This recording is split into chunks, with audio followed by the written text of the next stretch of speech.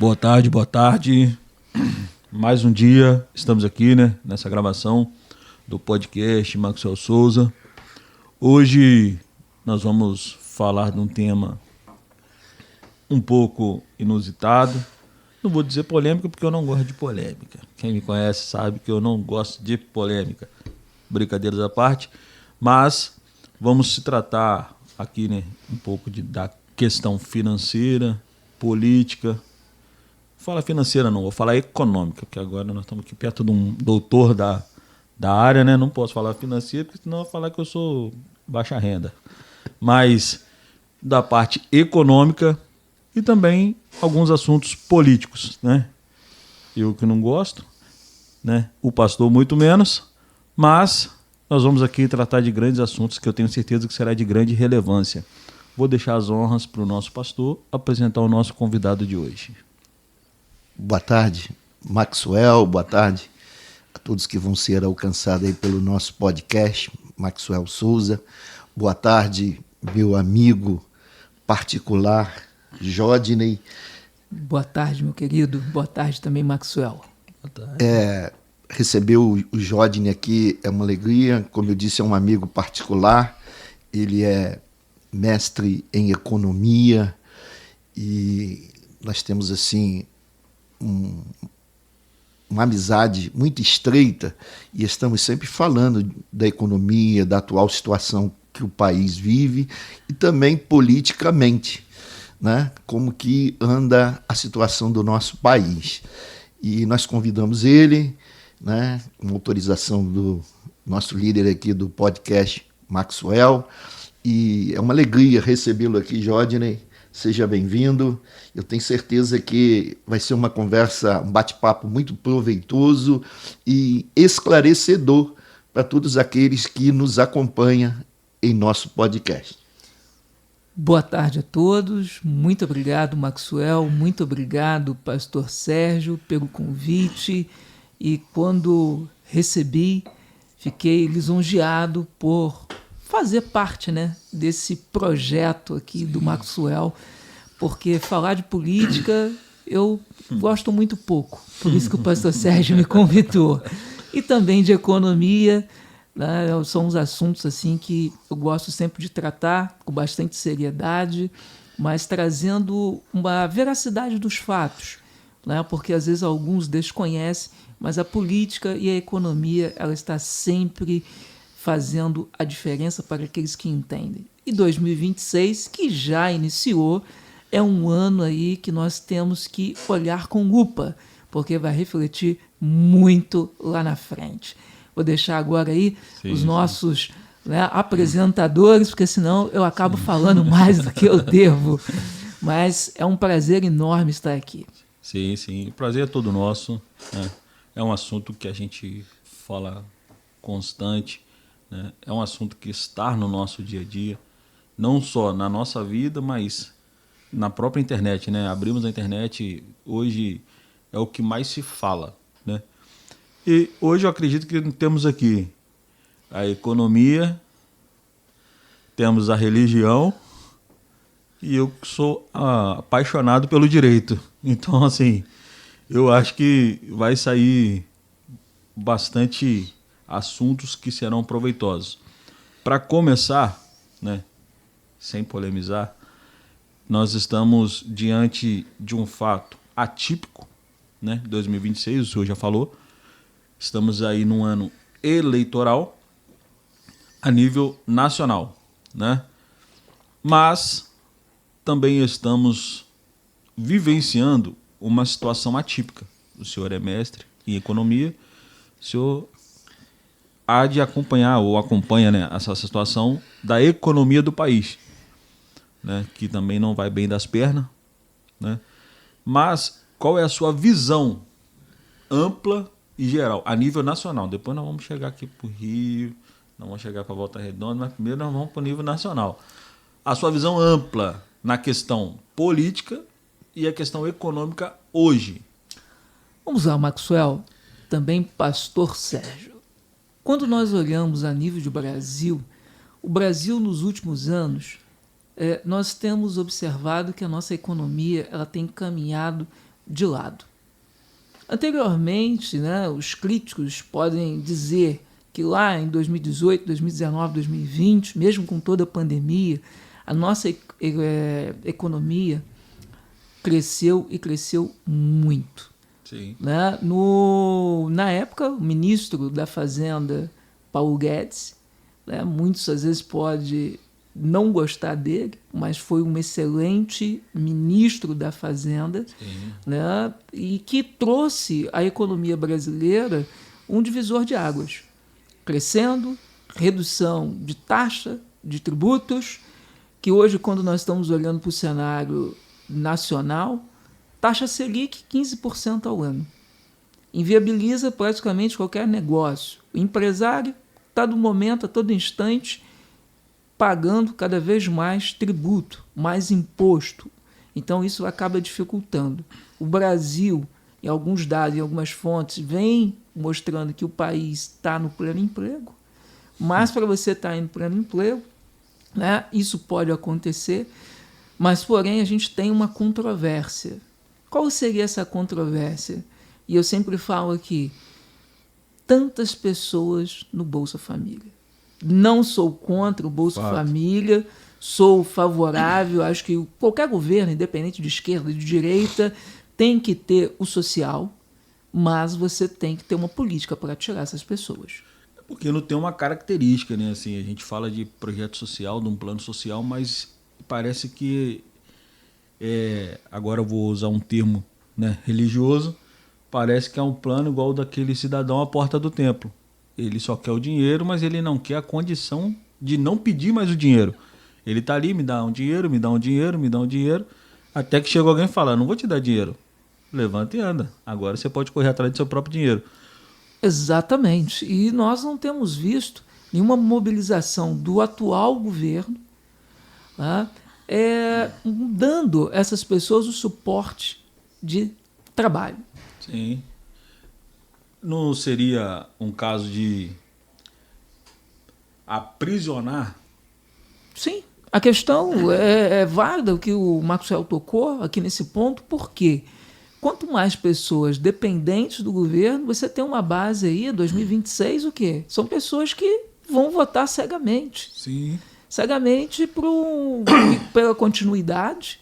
Sim. E ali vão ficar amarradas, porque lá em 2003, quando eu estava na faculdade de economia, muito se falava, precisamos ter um programa para tirar as pessoas da miséria.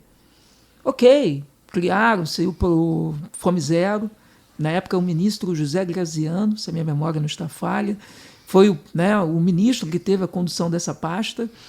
De lá para cá, criou-se os programas sociais que foram se unificados, porque ele começa lá no governo Fernando Henrique Cardoso, sim. com na época, sua esposa Ruth Cardoso. Então, o governo veio, em 2003, unifica. Vamos criar uma forma de tirar essas pessoas. Só que muitas delas não saíram.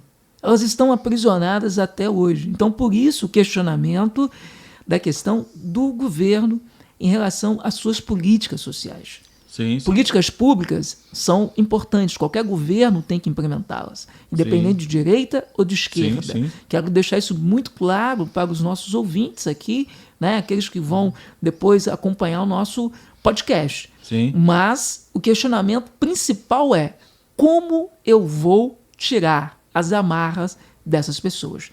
Não estamos vendo nenhum projeto de empreendedorismo, pouco se fala. Não estamos vendo aqui a educação financeira com as nossas crianças, que é uma forma de você libertar a próxima geração e a sociedade cada vez mais endividada.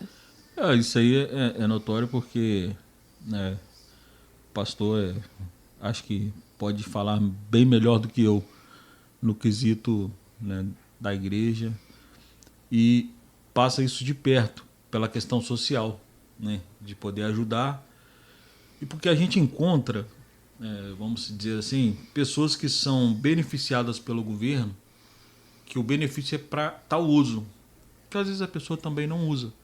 Aí entra na parte que o senhor fala, da questão da educação. Uma coisa é receber o benefício, outra coisa é ser utilizado para da maneira que foi destituído o benefício. Eu já vi várias pessoas, não uma, pegar o famoso Vale Gás, vender porque não precisa e pegar o dinheiro para usar, para fazer outras coisas. Ao meu ver, se ele não precisa, ele não pegue, porque ele não precisa. Ah, o Bolsa Família. Tem muita gente que é beneficiada por esse Bolsa Família. Um ponto relevante, né, comentado aqui pelo Maxwell, isso tem que ter um cadastro. Tem um cadastro. Porém, isso fica a cargo também dos municípios. E aí parte do princípio, ao meu ver, não sou aqui, não estou ligado a nenhum órgão Sim. do executivo, mas um aprofundamento do profissional da área da assistência social. Porque este que vai trazer o diagnóstico, se aquela pessoa realmente pode estar enquadrada para receber o benefício. Mas se você não tem, né, essa articulação, governo federal centralizando tudo em suas mãos, sim, a pessoa vai ficar recebendo. Até porque muitos não querem um trabalho formal.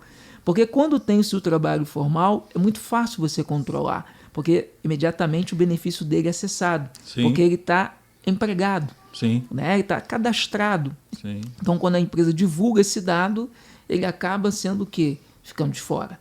Sim, só que essas pessoas não querem. Então, deveria ter uma valorização mais acentuada desse profissional da assistência social para que, juntamente com os municípios, pudesse articular e verificar, né, se realmente essa pessoa pode receber ou não o benefício.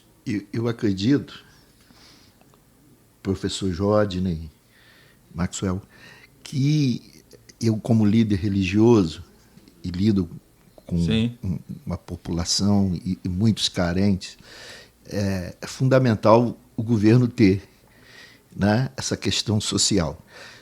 Só que eu vejo de uma maneira que poderia se criar um mecanismo, você fazer o social, mas criar, para que ele recebesse o social, um mecanismo para que ele pudesse não mais depender daquilo. Sim. Tipo, treinamentos em áreas profissionais. Sim. E criar cooperativas. Sim. As cooperativas, né, dando aqui, pegando esse gancho do pastor Sérgio, ela é uma porta de entrada para que você possa mobilizar milhares de pessoas. Porque você vai estar produzindo, ao invés daquele, né, cidadão produzir de uma forma única, você vai ter toda a infraestrutura dada em relação da questão técnica, né, a questão financeira, que eu digo ali é um profissional da área para verificação da questão dos custos, a abertura. Pode ser dado, poderia-se ter uma parceria junto com os municípios para um galpão e ali se estabelecer essa produção, ser vendida e você, como diz o outro, assim, dar um reembolso, né, uma forma de remuneração aos cooperados.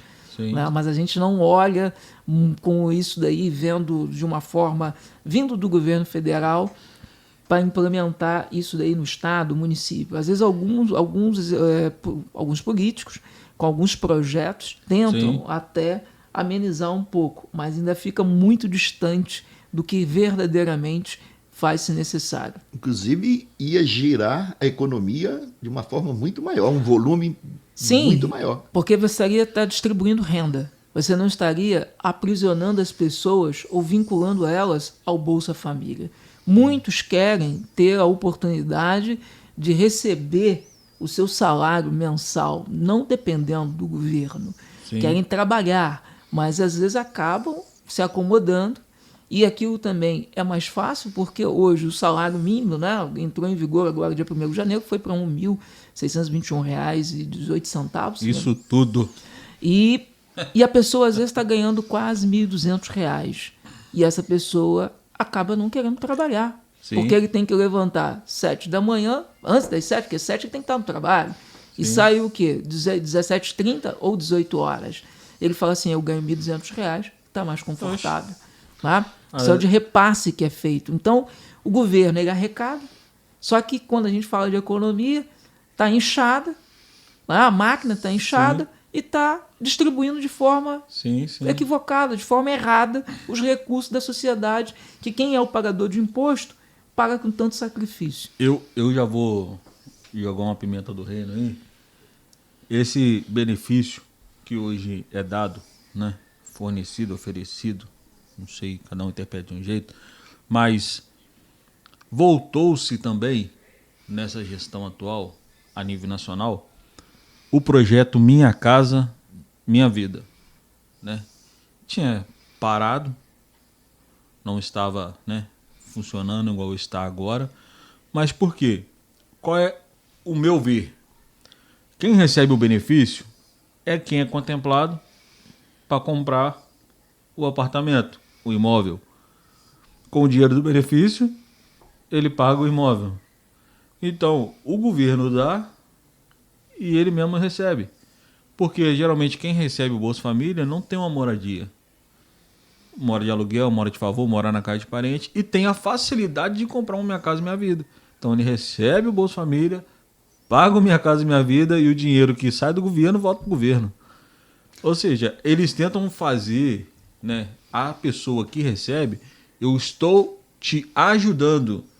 Quanto para mim, na verdade, morando em Volta Redonda, né, os senhores conhecem, o Minha Casa Minha Vida de Volta Redonda não é bem falado. Então o governo, de certa forma, não está ajudando. Porque oferecer um teto, mas não oferecer recursos, isso não ajuda. Realmente, e o governo deixa muito a desejar e eu sempre questiono muito as áreas, porque falta, às vezes, uma infraestrutura. Quando você olha assim, você passa, você vê, muito bonito, mas às vezes quando a pessoa se instala, aí tem os grandes problemas. Não é Minha Casa Minha Vida, e ali é a questão da dor de cabeça que será dada ao longo de algum tempo. Mas o governo fala, eu dei um teto para você, Justamente. eu te dei uma moradia. Então, programas, políticas públicas do governo federal são questionáveis. São questionáveis. Sim. Tá? Às vezes você pode estar falando assim, politicamente, como que seria o ideal? O ideal seria que a gente tivesse geração de emprego. Justo. E que essa pessoa pudesse fazer o financiamento e ela pagar por isso. Mas já não paga um valor pequeno. Só que muita coisa aqui está subsidiada. Sim. E às vezes não é o local que aquela pessoa queria. E muitos às vezes Justamente. acabam utilizando, quando você vai ver aquela moradia que deveria estar em nome daquela pessoa, ele acaba passando aquilo, mas ainda está no nome dele, mas ele não está mais morando lá. Quer dizer, que tipo de programa que você está beneficiando? Você não está beneficiando. Foi só uma maneira de comprar e revender para ganhar dinheiro. Exato. Né? Assim, Então, não tem uma fiscalização também em cima a fiscalização, porque quem já tem, às vezes, a possibilidade não deveria ser enquadrado. Sim. Porque milhares de pessoas ainda não têm um teto para morar. Nós sabemos que a questão da moradia no Brasil, o acesso a ela, ainda é algo de bastante dificuldade para a vida, né, de milhares de brasileiros. E que é escondido. Né? Escondido. Vamos ser bem sincero que essa questão financeira, né, no Brasil, dignidade, ela é escondida. Falando de salário mínimo, mais uma pimentinha do reino aí. Elon Musk, uma vez ele dando uma entrevista falando, ele disse que o Brasil, ele tem potência, não vou nem falar condição, ele tem potência de ter um salário mínimo de 7 mil e pouco. Olhando a nossa realidade hoje, é difícil de acreditar, mas nós estamos falando de Elon Musk, né? Não é um cara que, vamos dizer assim, é dono da companhia siderúrgica Benjamin Steimburg, que apesar de ser também um grande, né, nome no mundo financeiro, mas nós estamos falando de um dos homens mais ricos do mundo. Ele disse que, uma certa feita, ele disse que se ele fosse um cara que fosse presidente do Brasil, o Brasil tinha condição de ter um salário mínimo de 7 mil e pouco. Que seria o ideal, porque quando criado lá atrás por Getúlio Vargas, lá, pelo menos começou ali com ele, nós sabíamos que o salário mínimo ele era para atender moradia, lazer, né, a questão, tudo que você se pensasse, deveria ser atendido pelo salário mínimo. Hoje, basicamente, nós temos uma dificuldade de atender às necessidades mínimas, que é fazer uma compra digna de um brasileiro. Então, nós poderíamos sim ter, mas para chegar ao nível do valor de R$7.000, falta muita coisa. Teríamos que mudar a questão no cenário político, aí a gente volta no político. Essencial. A questão de você ter um fundo eleitoral que leva a maior parte do recurso, independente de governo de direita ou de esquerda, isso daí já atropela. A mão de obra hoje no Brasil, ela precisa melhorar, ter maior competitividade, a gente luta por isso. Tá? Não tem como uma pessoa vai fazer um determinado tipo de trabalho, uma pessoa que atende a área de serviço, ele leva o dia todo, enquanto num país como os Estados Unidos, vamos aqui mencionar, a pessoa, vamos pensar uma pessoa que limpa a casa lá, uma faxineira. Sim. Lá ela limpa, consegue, porque a questão tecnológica, os produtos, aquilo que serão utilizados, ela limpa às vezes num dia 3, 4 casas. Sim, Enquanto sim. aqui no Brasil a pessoa vai trabalhar para você, ele vai limpar a tua casa num único dia. Está perdendo o quê? Produtividade, está Sim. perdendo o quê? Sim. Renda. E isso daí está impactando na economia. Sim, sim. Até porque quando a pessoa trabalhando no Brasil, ele não consegue. E quando ele sai do Brasil, vai para um país lá no exterior, como a questão dos Estados Unidos, que a gente está relacionando aqui, essa pessoa consegue alcançar, enquanto aqui nós não alcançamos. Por quê? O brasileiro não é preguiçoso, o brasileiro quer trabalhar, mas a questão também é que quem está lá em cima tem que distribuir melhor isso. Então, quando o Elon Musk coloca essa potencialidade do salário mínimo em R$7.000, né? Não sei aqui qual foi o estudo que ele fez para mencionar isso daí, a gente teria que ter todas as premissas, analisar, mas hoje a gente teria a condição de ter pelo menos um salário mínimo na faixa de R$2.500 a R$3.000. Eu vejo o pastor, ele vai falar, mas eu vou só entrar nesse assunto, que quando ele falou, eu também assustei. Mas como eu já fui funcionário da Companhia Siderúrgica, eu vou falar e vou deixar o pastor mencionar que ele já trabalhou lá e foi bem antes de mim. A Companhia Siderúrgica Nacional, em Volta Redonda, ela não avançou, ela regrediu. Isso de forma salário. Ela Sim. não avançou, ela avançou para ela. Exatamente. O lucro, né, em alguns determinados momentos, na pandemia, enquanto todo mundo falava, né, os ativos que a China comprou, né, os chineses compraram o aço, teve ali recorde, mais recorde, o lucro aumentou Sim. e muito. Muito, é um absurdo. Mas não teve essa distribuição para os seus funcionários. E não tem há anos, né, pastor? Existem, mas a gente tem que levar em conta, existem 2 vilões. A corrupção no país e a tributação. Justamente. Os impostos são pesados. Você, para contratar um funcionário, não é barato. Né? Não. Paga quase disso. 2, 3, né? Exato, porque o governo leva muito. E isso faz com que o salário Então, mas se achar. E aí eu vou voltar àquela questão quando você disse. Eu lembro quando você falou comigo a respeito do que o Elon Musk tinha dito, do salário. Eu acredito que é possível. Sim. Eu acredito que é possível. sim, Tendo uma reforma tributária no país, uma reforma política adequada e uma coisa, as cooperativas, pessoas que hoje vivem de projetos sociais, passar a ser produtivas, a passar a contribuir. Hoje eles recebem dos impostos que é recolhido. O governo, para manter esses projetos sociais, mais imposto. Os empresários,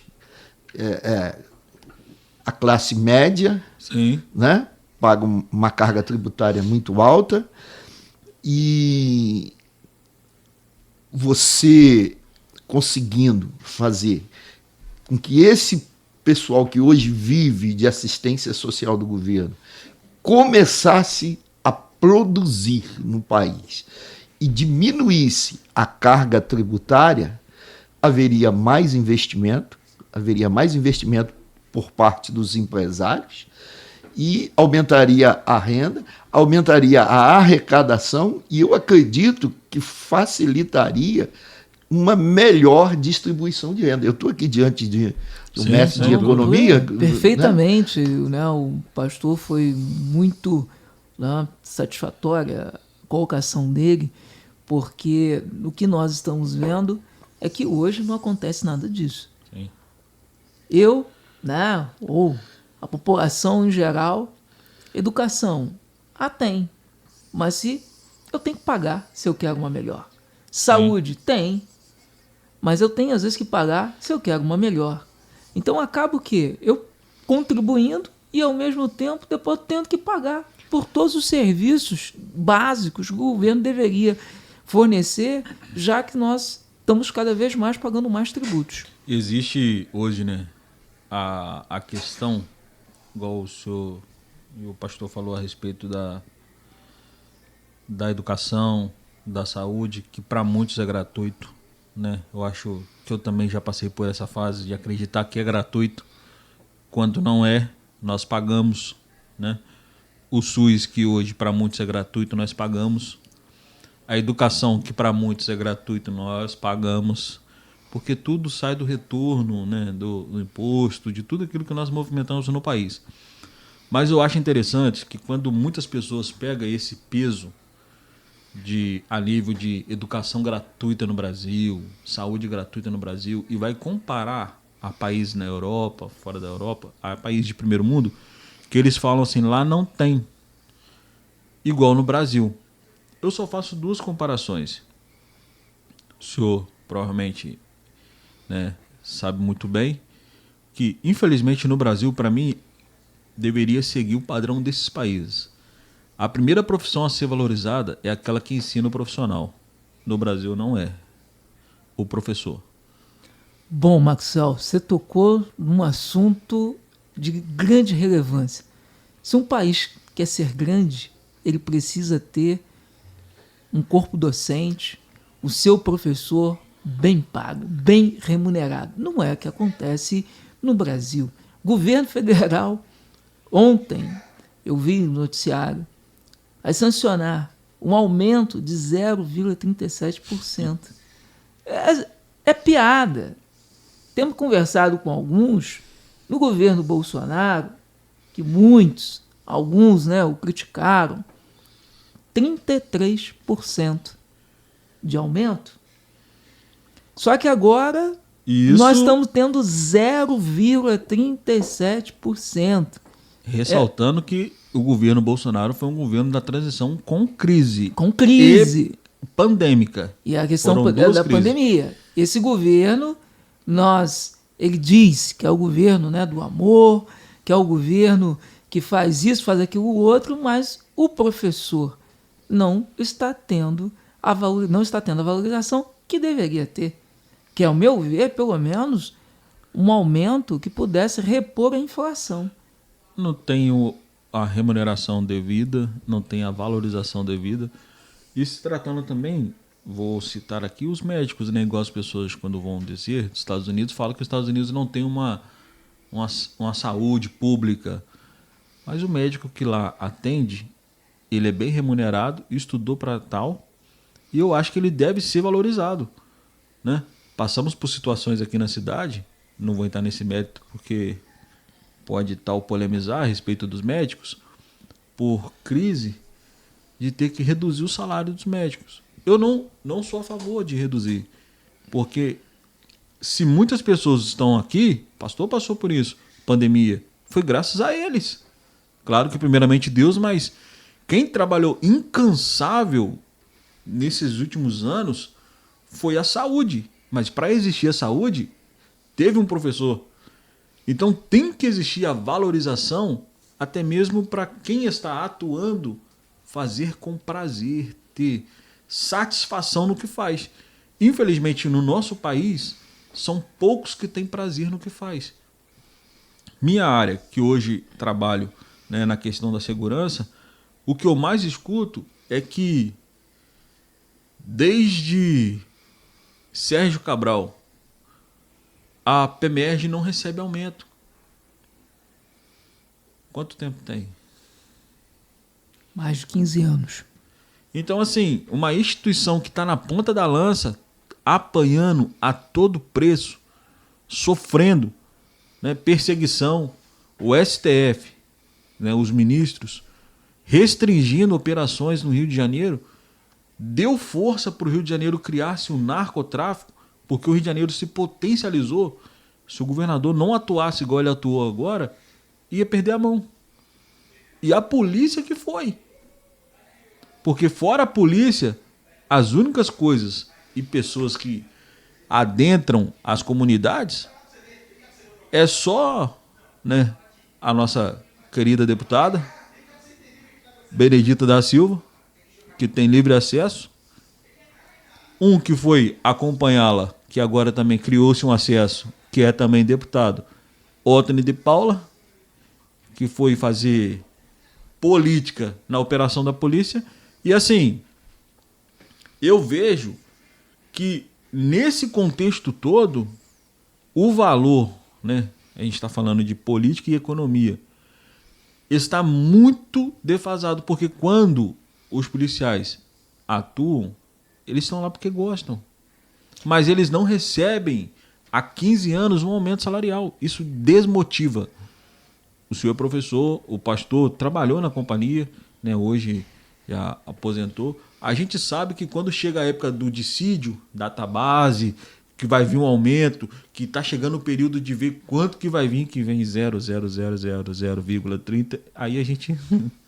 Um ponto importante, né, Maxwell, que você levantou aí, eu fiquei surpreso, porque o auxílio alimentação, não sei se vocês na PEMERG chamam dessa forma, mas um auxílio que era dado pelo governo do estado aos policiais era 146 ou 170. Agora foi para 460 ou 64. Sim. Eu fiquei assustado, porque eu não sabia. Sim. Que se ganhava 160, que praticamente... O que você faz com isso? Uma pessoa que está ali, que sai para trabalhar, que precisa, vai, né, fazer diversas coisas. E eu falei assim, meu Deus, como o estado do Rio de Janeiro precisa melhorar. Sim, sim. Essa questão agora, que nós já estamos aqui, né, falando um pouquinho da questão Brasil, economia, Brasil, questão política, econômica. O estado do Rio. O estado do Rio é um estado de uma potência de forma grandiosa. Porém, nós sabemos que o estado está em recuperação fiscal. E essa questão da recuperação fiscal acaba restringindo o governador, quem lá estiver, que tiver lucidez, sim, de dar o devido aumento. Sim. Só que há uma necessidade da valorização, porque senão o tempo vai passando e nosso, né, poder aquisitivo não acompanha a velocidade dos preços. Sim. Tá? É uma questão preocupante, ainda puxando um pouquinho das eleições, né, macro. Agora, as eleições estaduais, este ano nós teremos, né, a renovação na UERJ, sim, a nossa, sim, UERJ ali. E vamos ver o que a gente consegue, né? Um corpo mais técnico de deputados, mais atuantes, deputados preocupados com essa questão fiscal. O Rio, lá, se ele começa a ter ali na Fazenda, na Secretaria de Fazenda, trabalhando ali com bastante cautela, dá para a gente ir equacionando isso. Não vai conseguir isso nos 3, 4 primeiros anos, mas sim, você montar um plano de reestruturação, o tanto de recursos que o estado do Rio tem e as potencialidades que tem dentro do Rio de Janeiro, em 8 anos a gente faz uma recuperação. O endividado passa a ser superavitário. Só que tem que querer. Eu não vou levantar bandeira, né, apesar de ter o meu posicionamento. Mas o que me impressiona, né, depois eu vou falar no pastor aqui, mas não vou apimentar, não. Mas o que me impressiona é que em 4 anos, vivendo crise financeira e uma crise fiscal total, mundial, porque o mundo parou na pandemia. O ex-presidente que hoje está, né, passando aí, entregou o Brasil sem dívida, no lucro, dinheiro no bolso. E Hoje não temos. Mas vamos a nível do Rio de Janeiro. Não vou ficar Essa questão do ex-presidente Bolsonaro ter entregado com lucro, isso se deve muito a um corpo técnico. Sim. Eu não vou entregar uma determinada estatal porque o pastor Sérgio era meu amigo, mas ele tem competência técnica. E o que é que vem acontecendo? Está se colocando o quê? A estrutura, a velha estrutura. Sem o conhecimento técnico, os Correios praticamente afundado, mergulhado em dívida, o Correio chegou a ser lá atrás superavitário. E não funciona. E hoje a gente está vendo ali a grande dificuldade. E isso está drenando o quê? Os recursos. Porque num determinado momento, se eu sou o governo, aquilo pertence a mim, eu tenho que colocar recurso lá, querendo ou não. Sim. Né? Tem que pensar um plano de recuperação. Vamos desestatizar, ou vamos estar na mão do governo, mas tem que dar lucro. Se não dá lucro, vamos privatizar. Antes de fazer a pergunta para o senhor, eu vou falar algo que eu vi uma notícia que 2 ministros do atual governo pediram para ir embora. E um deles é o da economia. Eu vou até telefonar para Brasília e indicar o meu amigo aqui para assumir o lugar do Haddad. Não tenho tanta competência assim para estar, né? Mas agradeço, porque eu acho que a gente conseguiria pensar um pouquinho. Né? Porque quando a gente se coloca no lugar do outro, nós sabemos os desafios. Né? Não é fácil. O Brasil é um país de grande dimensão, de grande proporção. Mas a gente tem que ter um pouco de coerência e ver o outro lado também. O que o professor Jorge me falou aqui sobre a questão técnica de você colocar pessoas técnicas, né, nas estatais, em todos os órgãos.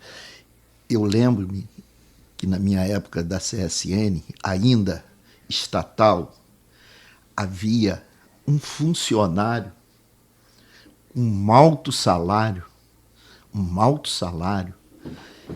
e nunca tinha vindo a Volta Redonda.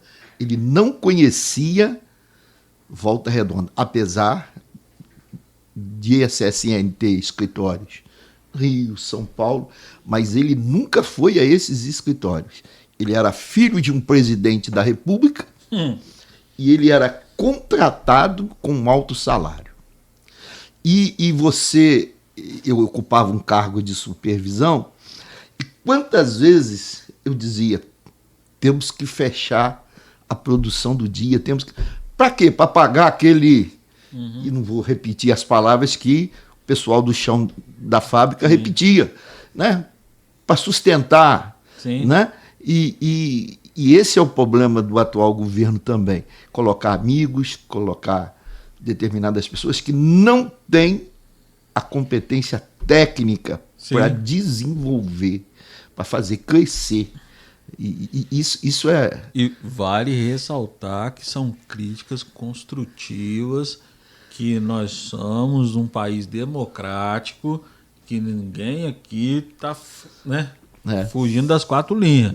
Estamos jogando dentro das 4 linhas. Né? Vamos manter até o término do nosso podcast. Para não fugir. Mas, assim, apesar de alguns nomes ser citados, assim, né, a gente está aqui dentro do respeito, porque uma coisa que eu disse, independente de gostar do atual governo ou não, é o governo que hoje rege o nosso país. E a Bíblia nos ensina a orar, né, pelas nossas autoridades. Não vou entrar no mérito do que aconteceu com os líderes religiosos para não botar o pastor no estreito aqui, mas voltando ao assunto do Rio de Janeiro, tivemos 2 eventos, eu vou só falar 2, de grande relevância no estado do Rio de Janeiro. Quais foram? Copa do Mundo e Olimpíada. O interessante é que o estado não saiu da crise que enfrenta até hoje, recebendo um evento a nível mundial. Maxwell, isso daí é preocupante, mas a gente já tem a resposta. Pelo menos eu tenho. A corrupção chegou num nível fora do comum. Isso sem falar da questão do final de ano, né?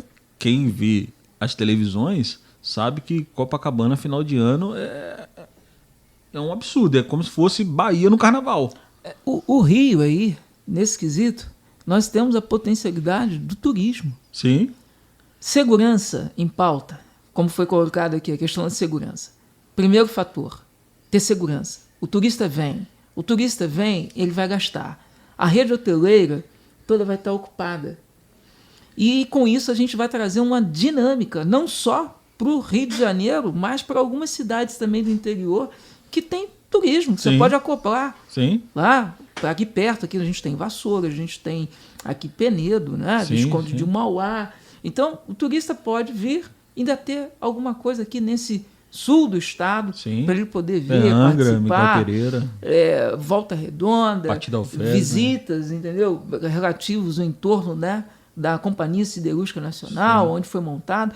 E nós não estamos explorando esse potencial. Isso é uma forma, né, que poderia ser e ia gerar emprego. Tantos aí, né, vivendo às custas dos projetos, poderiam estar envolvidas, gerando renda, trabalhando. Mas hoje a gente ainda tem essa dificuldade. Mas o governador deu o primeiro passo. Sim. Eu espero que ele continue atuando. Ou o próximo governador que também continue atuando. E investimento quê? Em educação. Sim. Investimento em educação. Se você tem um investimento maciço em educação, mas ensinando de verdade. Sim. Né? Porque o que às vezes eu tenho observado, né, no âmbito aí da educação básica, educação técnica, às vezes os alunos com muita dificuldade. Sim. Né, com muita dificuldade. Onde estamos errando? Temos que parar e pensar, porque não adianta eu colocar um caminhão de recursos e esses recursos não estão... Né? Porque às vezes você fala assim, o professor ele precisa ser bem valorizado, mas condiciona um executivo ou um município que pague bem o seu professor. Como que está essa métrica do IDEB? Sim. Mais recurso, IDEB melhor? Menos recurso, IDEB melhor? Como é que está a situação de escola? Porque a escola está na década ainda lá de 80, 85, 90. Sim. Os recursos tecnológicos. Claro. Hoje tem tecnologia. Então as nossas escolas têm que passar por essa transformação também. Sim. Não somente a valorização, mas capacitar esse corpo técnico, porque às vezes, né, o professor ele fala, mas lá atrás eu fazia dessa forma. Só que ele precisa repensar e pensar o quê? O novo. E isso, infelizmente, é a nível de qualquer sala de aula. Né? O ensinamento ele fugiu muito, desde a base ao superior. Fugiu muito. Eu falo porque, por alguns períodos, né, eu fiz direito, parei, volto esse ano, se Deus quiser. E uma matéria que eu gosto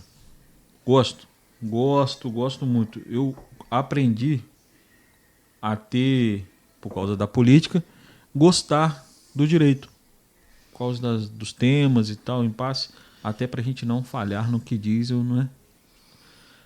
Mas eu percebi que até na formação de um advogado mudou muita coisa, porque a polarização ela já começa nos primeiros dias. A gente senta para aprender o direito, as matérias que vêm dentro do direito, mas hoje não. Hoje eles querem reverter em ideologia, obrigar a gente a acreditar no que eles vão passar, não no que o livro diz, entende? É a mesma coisa de querer ensinar uma criança que 4 mais 4 não é 8. Exato. Infelizmente, né, o Brasil, ou alguns que aqui vivem, têm condicionado nesse sentido. Então, muito cuidado, né? As nossas crianças sempre falam muito sobre isso daí, e quando eu estou dando aula para os meus alunos lá, eu falo, ó, eu não sou o dono da verdade, mas eu tenho que trazer conhecimento para que você possa ter a crítica. Sim. Ouvir, pesquisar, vamos atrás dessa informação. Vamos trazer aquilo que verdadeiramente é possível, não aquilo que é impossível. Teoria aliada à prática. Hoje os nossos cursos, os modelos ainda são muita teoria, pouca prática. Então você coloca uma pessoa, quando chega no mercado de trabalho, se essa pessoa não gosta de se atualizar, se não é aquela pessoa que tem né, o expediente, ele fala assim, eu fiz uma faculdade de Direito de 5 anos que não me serviu para nada. Pra nada. Serviu sim, só que ele tem o quê? Ele aprendeu muita teoria. Sim. O que ele precisa quando ele chega no mercado de trabalho é da prática. Então, sim, o modelo hoje brasileiro tem que se aliar teoria juntamente com a prática. Trabalhar as duas formas. Vou ressaltar essa questão. Alguns anos atrás o pastor lembra.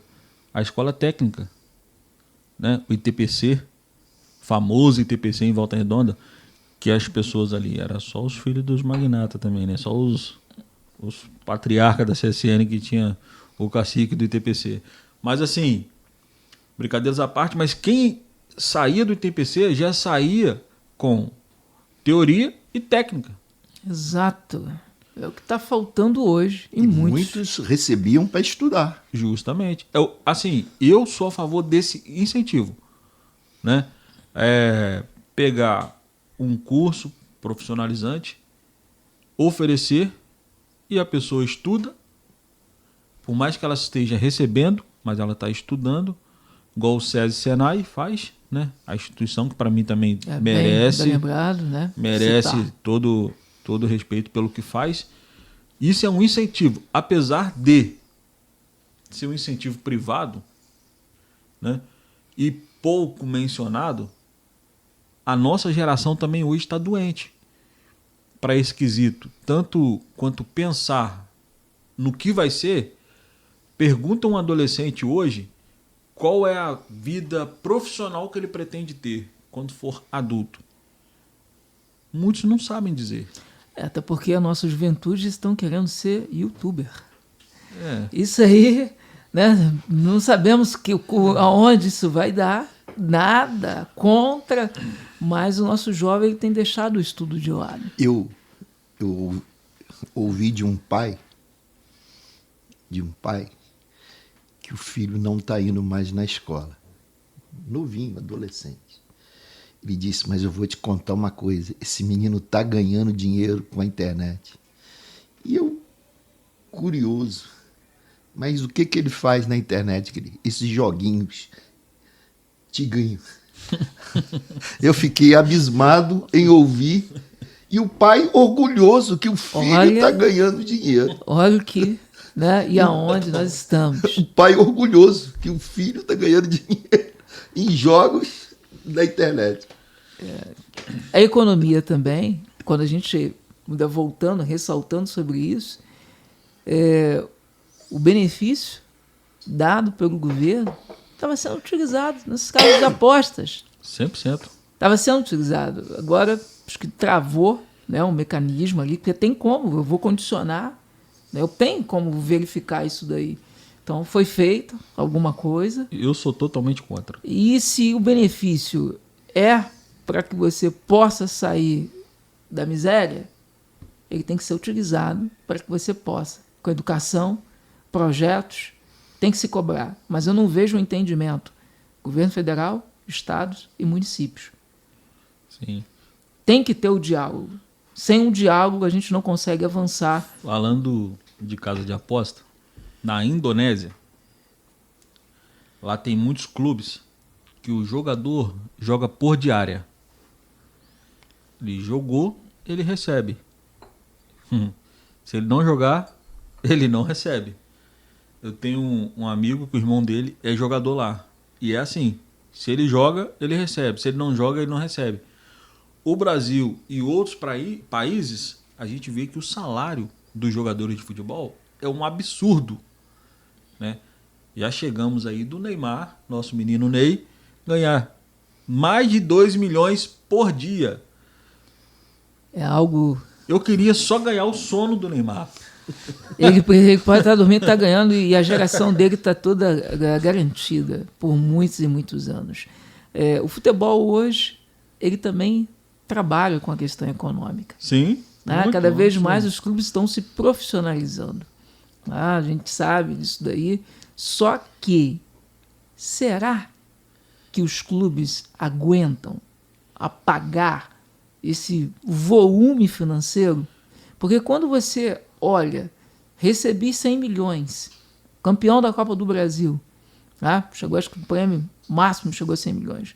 Você tem toda a estrutura do teu clube, bonificação, premiação, mas o clube está quebrado.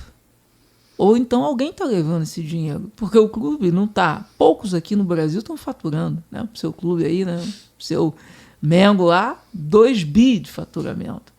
E a estrutura é que daqui mais 5, 10 anos já tem o seu estádio, ele vai faturar ainda mais. Mas é a gestão. Mas é a gestão. Desde quando eu Sem nasci que esse gestão, estádio está saindo. não dá para fazer.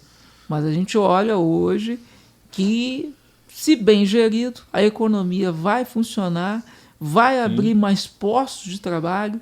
Sim. E com mais postos de trabalho, todo mundo está o quê? O pipoqueiro ali, né, vai vender mais, o cara do churrasquinho vende mais, ou seja, a economia toda está aquecida. Só que o governo atual está querendo agora monitorar tudo isso, né?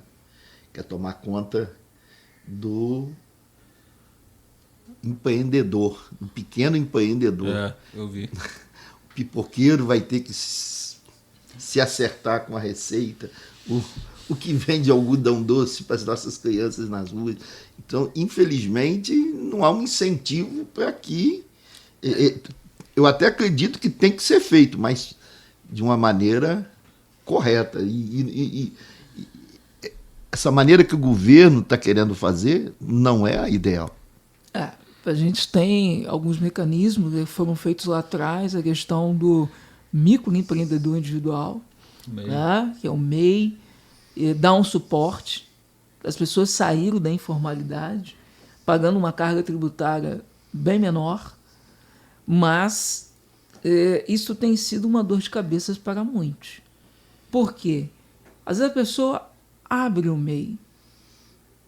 Isso também impacta na economia, porque muitos estão endividados. Essa pessoa deixa de pagar, porque ele não está utilizando para o fim que às vezes ele deveria. 1 ano, 2, 3 anos, aquela empresa que era MEI, ela foi desenquadrada do MEI, vai para um outro sistema tributário, às vezes sai do sistema tributário, a carga tributária ela aumenta, ele não tem o conhecimento de um profissional, e quando vê, ele está devendo 10 mil, está devendo 15 mil reais, está em dívida ativa. Sim. E ele tem que pagar. E às vezes ele não consegue pagar. Então o governo precisa também trazer programas e trazer esclarecimento para a população. Eu nessa questão de facilidade de acesso financeiro, eu vejo muito, né, os Estados Unidos, pelo como base. Porque eu falo muito isso lá no serviço. Falei até essa madrugada trabalhando, eu falei com os colegas, falei assim que se eu tivesse uma oportunidade, eu ia com a roupa do corpo e não olhava para trás. Por quê? Eu falei com eles lá, a gente, no Brasil, a gente é programado para trabalhar uma faixa etária de tempo, né, que cada vez vai dificultando mais, colocando uma média de 35 anos de trabalho, contribuindo, porque se não contribuir, não tem aposentadoria. E está contribuindo para um sistema totalmente que não vai devolver aquilo que nós estamos... Não. Isso, né, infelizmente, todo mês levando. Isso nós temos que deixar isso bem claro. É um critério que eu também vejo que o nosso país ele deveria rever, né, a questão do benefício do próprio INSS, que apesar da aposentadoria, a gente paga o INSS e quando precisa do benefício é negado. E quem não precisa tem o acesso bem melhor do que quem precisa. Mas assim, os Estados Unidos hoje, ele tem um brasileiro lá que ele não pensa em aposentadoria, porque ele é bem remunerado, né? Eu até brinco que às vezes eu pergunto com alguns colegas, igual o pastor aqui pode ser preciso nisso, se hoje o senhor estivesse, igual exemplo, trabalhando, né, pelo tempo corrido de serviço, suponhamos que o salário, né, não vou dar um número aqui, pelo tempo trabalhado, porque a gente imagina que todo ano tem um reajuste. E suponhamos que o senhor começou com 1.000. Há 35 anos, é 35 mil. Se hoje um salário de 35 mil, o senhor e mais alguém pensaria em aposentadoria? Não. A pessoa ia continuar trabalhando, trabalhando. Entende? Então, assim, eu vejo que quanto mais você oferta a dignidade na vida de alguém, ela vai pensar em produzir. Eu vejo, eu seguia, né, um juiz nos Estados Unidos, até mandei pro senhor, né? Ele praticamente morreu trabalhando. Porque lá, quanto mais eles trabalham, mais eles recebem. O Brasil, ele tinha que ter essa prática, né? Eu sou contra o recesso do final de ano, sou contra o recesso do início do ano, sou contra o recesso do meio do ano. Eu sou a favor das férias, que eu acho que é digno. Mas você tem que calcular, o senhor é economista, o senhor sabe disso, a sua programação para você sair de férias. Sim. Não é alguém estabelecer uma programação para você tirar suas férias, não. É um domínio que tem sobre a sua vida. Agora, quando você se programa, é um direito que você tem. Você vai juntando, vai trabalhando. Ah, não, agora eu tenho condições de sair de férias. Na empresa é diferente. A empresa, ela te dá um período, nesse período você sai de férias. Com o salário que está, e quando volta não é aquilo. Nos Estados Unidos não, você trabalha e se programa. Então eu sou a favor disso, né? Do Brasil criar uma autoindependência financeira. Só que hoje eles querem ter o controle social, econômico, mídia, político também. Controle de tudo, né? Infelizmente, a minha preocupação é com a geração futura. Porque, igual eu falo muito, apesar de não ter, né, vamos se dizer assim, a idade avançada, igual muitos falam, mas eu também não sei o dia de amanhã. Porque as pessoas partem dessa vida não é pela idade, é pela senha que está na mão do Todo-Poderoso, que eu posso não chegar à porta. A minha preocupação não é comigo hoje, é com a minha família, igual o meu pequeno que está vindo. O que vai ser dele amanhã? Né? Se um país está totalmente endividado, essa criança vai ter que pagar a conta. O que acontece hoje no Brasil, quando a gente fala da questão do INSS aqui no país, que é muito complicado, porque no passado as famílias tinham mais filhos. Então, essa aí era a força de trabalho que estava entrando para sustentar. A minha geração já não tem tanta gente trabalhando para me sustentar daqui mais 17 anos. Já Sim. não tem. Então, quando chegar lá, do teu filho, vai ter que ter uma geração. E o modelo de trabalho hoje, da forma como estão pensando, é fazer o quê? Eu não trabalho mais fechado. Trabalho de uma forma o quê? De uma empresa de pejotização. E, nesse sentido, a gente tem dificuldade para que a gente possa estar sustentando cada vez mais a questão econômica, porque isso tudo vai trazer reflexo dentro da economia de um país. Eu falo, né? A gente conversa muito sobre política, eu, pastor. Chega vezes, né, que eu brinco assim que quando vai ministrar a palavra, eu tenho até medo de abrir. Abre no artigo tal, inciso. Porque de tanto que a gente às vezes acaba comentando. Sim. Mas eu digo que todo o nosso futuro, abaixo de Deus, está hoje, infelizmente, ou felizmente, em nós e nas urnas. É o poder do voto. Votar 2026. A população, às vezes eu converso com algumas pessoas, não gosto de política. Só que você não tem que gostar, você tem que entender o processo. Se você entender o processo, você vai poder escolher melhor quem é o seu representante. E também cobrar do seu representante quando ele for trazer algum projeto. Sim. Algo que lá fora, como eu estou me referindo, nos Estados Unidos, estou me pegando como base, a pessoa vota no candidato, mas ele acompanha aquele candidato pelos 4 anos.